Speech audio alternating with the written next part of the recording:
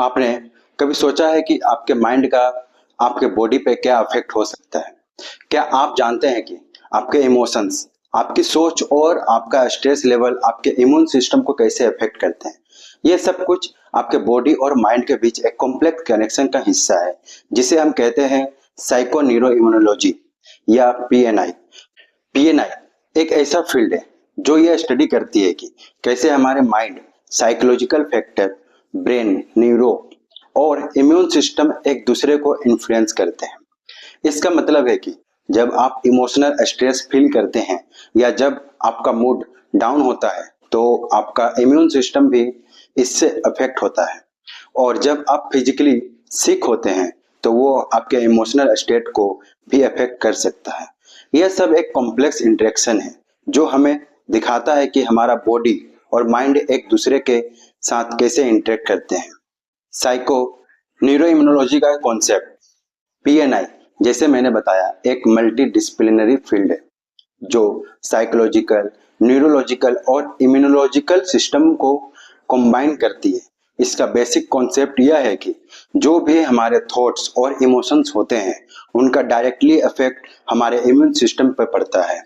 आपको यह समझना होगा कि जब हम स्ट्रेस में होते हैं तो हमारे ब्रेन में कुछ चेंजेस होते हैं। ये चेंजेस डायरेक्टली इम्यून सिस्टम को इन्फ्लुएंस करते हैं।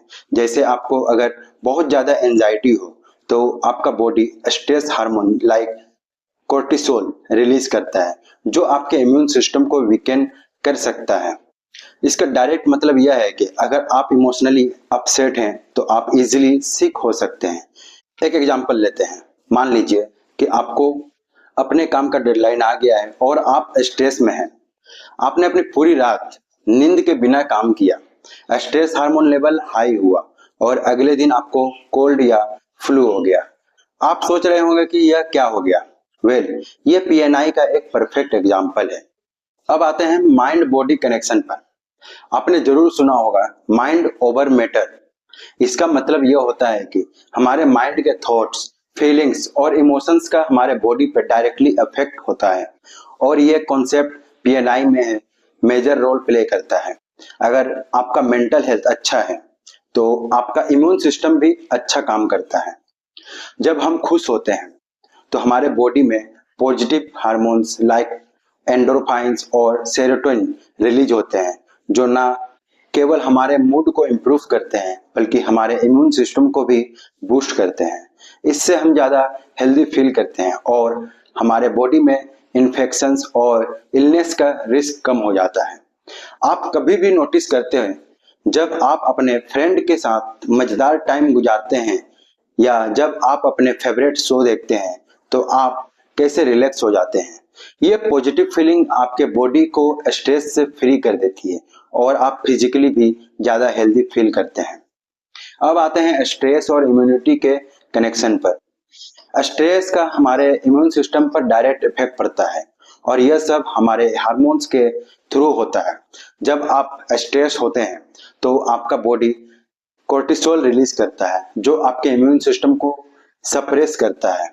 मतलब अगर आप लॉन्ग टर्म स्ट्रेस में रहेंगे तो आपका इम्यून सिस्टम वीक हो जाएगा और आप इजिली इन्फेक्शन को कैच करेंगे। आपने कभी ये नोटिस किया होगा कि जब आप स्ट्रेस या एंजाइटी होते हैं तो आपको बार बार कोल्ड या कफ हो जाता है।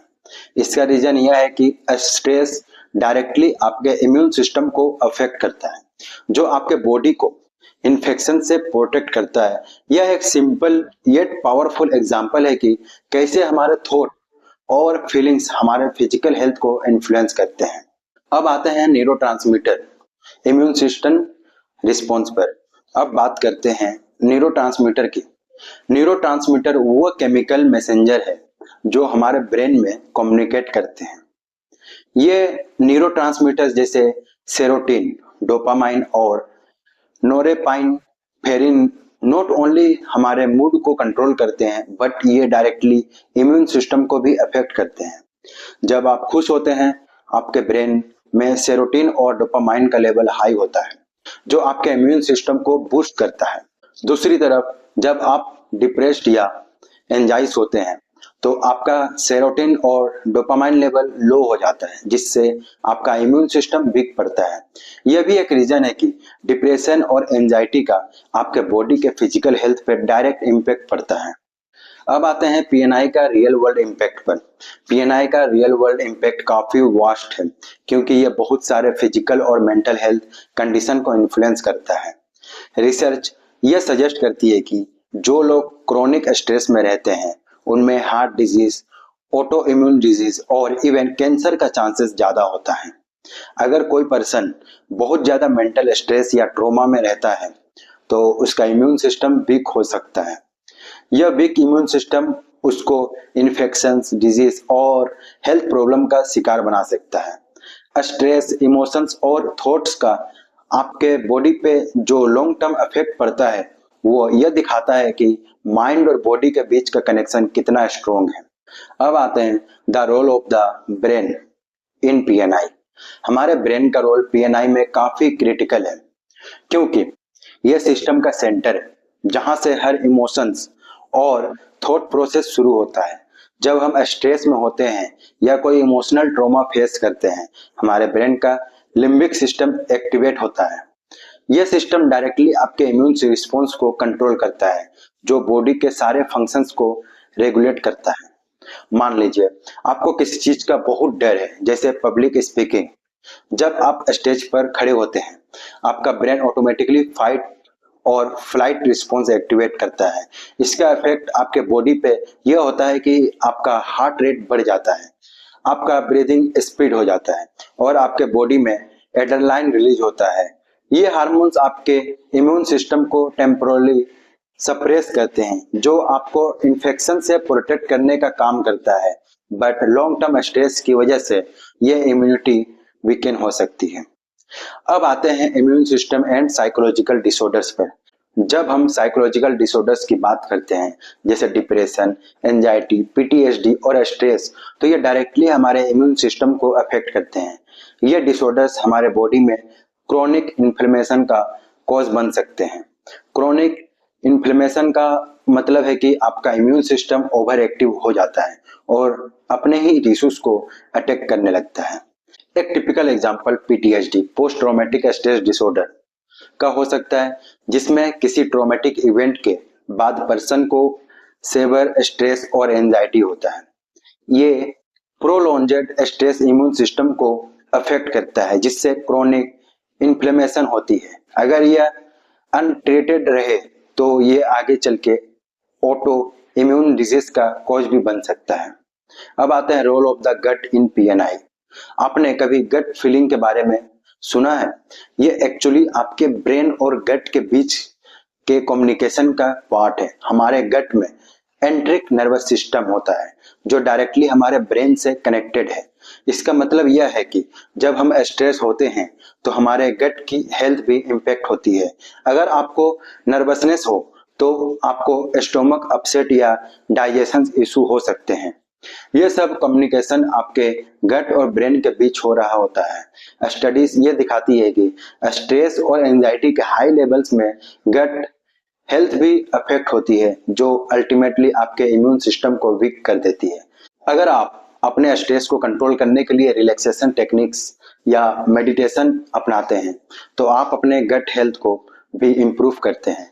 ये आपके बॉडी के ओवरऑल इम्यून सिस्टम को बूस्ट करने में हेल्प करता है। अब आते हैं पीएनआई और हीलिंग पर। अब बात करते हैं कि कैसे पीएनआई आपके हीलिंग प्रोसेस को भी इन्फ्लुएंस कर सकता है। आप जब इमोशनली स्टेबल होते हैं और मेंटली हेल्दी रहते हैं तो आपका बॉडी ज्यादा क्विकली हील करता है। यह प्रोसेस कहते हैं माइंड बॉडी हीलिंग।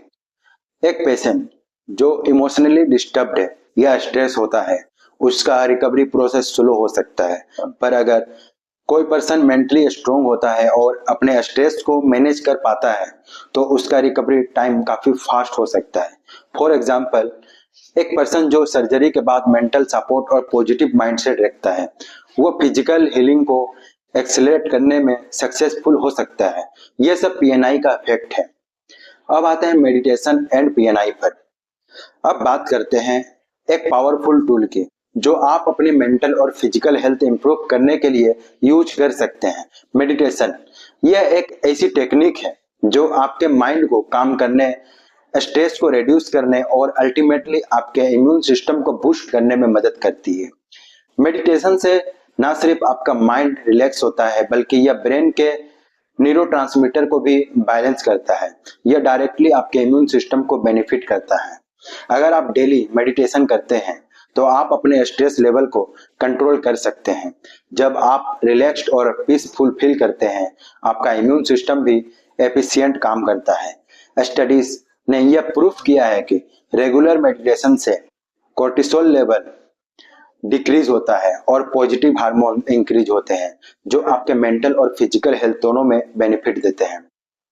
अब आते हैं पीएनआई एंड क्रोनिक डिजीज पर। पीएनआई का एक और इम्पोर्टेंट एस्पेक्ट है क्रोनिक डिजीज का मैनेजमेंट। क्रोनिक डिजीज जैसे हार्ट डिजीज, डायबिटीज और कैंसर, यह सब स्ट्रेस और इमोशनल वेलबींग का फैक्टर से क्लोजली लिंकेड है। अगर आप मेंटली स्ट्रेस हैं या इमोशनल ट्रॉमा से गुजरते हैं तो ये डिजीज वर्स हो सकती है। अगर किसी को डायबिटीज है और वो इमोशनल स्ट्रेस या डिप्रेशन फील करता है तो उसका ब्लड शुगर लेवल कंट्रोल करना मुश्किल हो सकता है। स्ट्रेस हार्मोन्स जैसे कोर्टिसोल, ग्लूकोज मेटाबॉलिज्म को अफेक्ट करते हैं, जिससे ब्लड शुगर लेवल हाई हो जाते हैं। ये एग्जांपल दिखाता है कि कैसे हमारे इमोशनल स्टेट को इम्पैक्ट हमारे क्रोनिक डिजीज पर पड़ता है। अब आते हैं पीएनआई के एप्लीकेशंस इन हेल्थ केयर पर।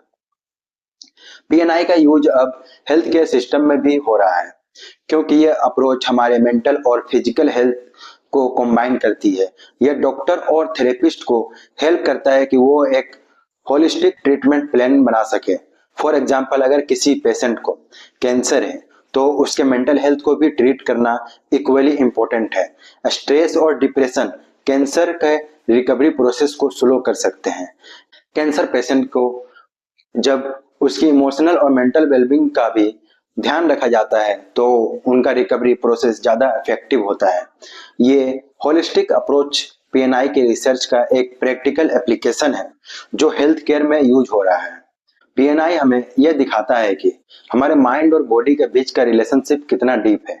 जब हम अपने थॉट्स, इमोशंस और स्ट्रेस लेवल्स को मैनेज करते हैं तो हम अपने इम्यून सिस्टम को भी स्ट्रेंथ कर रहे होते हैं।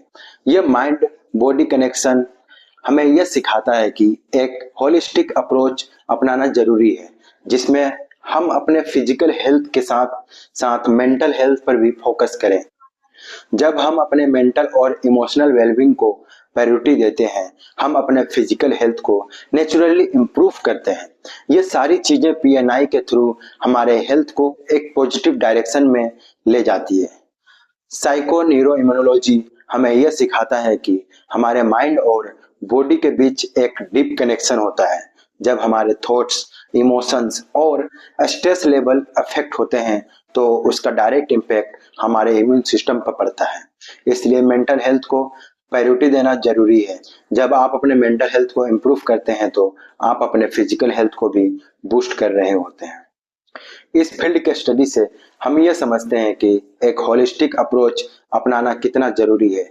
मेंटल और इमोशनल वेलबींग को इम्प्रूव करने से हम अपने इम्यून सिस्टम को भी स्ट्रेंथन कर सकते हैं और यह एक हीलियर और हैप्पियर लाइफ की तरफ लीड करता है।